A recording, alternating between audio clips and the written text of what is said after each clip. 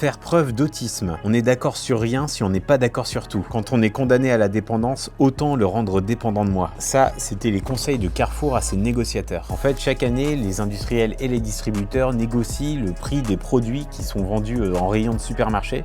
C'est donc une période sous haute tension où chacun est prêt à tout pour défendre ses intérêts, comme le prouve ce document interne de Carrefour en vue des négociations de l'année 2016. Bon, déjà sur la page de garde, on voit un homme avec un couteau entre les dents, ça annonce la couleur. Puis on découvre un schéma qui explique étape par étape comment faire plier n'importe quel fournisseur. On commence par imposer des conditions non négociables. Cette année, c'était la RCD, c'est-à-dire en gros le financement logistique des Carrefour Express, des Carrefour City, etc. Et si jamais le fournisseur refuse cette condition, alors là, la machine s'enclenche. On commence par rompre la communication, on invisibilise certains produits en magasin, et si ça suffit pas, on retire des articles du drive, on supprime des promotions, et s'il faut aller encore plus loin, on bannit certains produits des rayons, ou bien on n'en commande plus, et on refuse même au fournisseur l'accès en magasin, et pour finir, s'il a toujours pas craqué, un coup de Tipex sur son nom, chez Carrefour, ce fournisseur n'existe plus. Bon, vous l'avez peut-être vu, si les cadres de Carrefour se promenaient un peu plus souvent au rayon papeterie, ils auraient peut-être orthographié le mot Tipex correctement. Mais bref, passons à la suite. Sur les autres pages, on trouve des schémas qui expliquent comment maximiser l'impact, la nuisance et comment gagner des conflits.